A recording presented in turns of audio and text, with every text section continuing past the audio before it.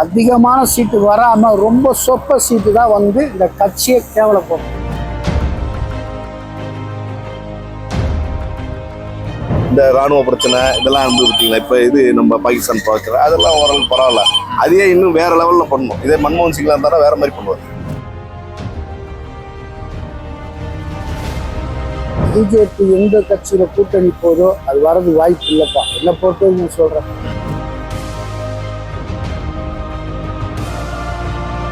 ஏன் அவர் சொந்த தொழில் விட்டு ஓடுறாரு, ராம்நாட்டுக்கு வர்றாரு? அவர் சொந்த தொழில் தானே.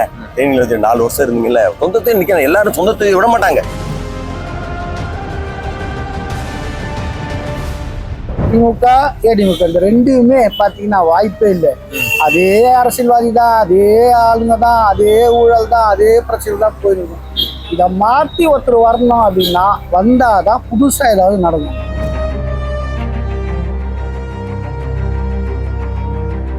அவங்களும் கொஞ்சம் நிறைய பண்ணாங்க. உங்களுக்கு தெரியும், உங்களுக்கே தெரிஞ்சிடும். நிறைய ஊழல் இது பண்ணியிருப்பாங்க. நிறைய செருப்பையோ கிட்டத்தட்ட பார்த்தீங்கன்னா எவ்வளோ ஜோடி வச்சுருந்தாங்கன்னு கேள்விப்பட்டேன்.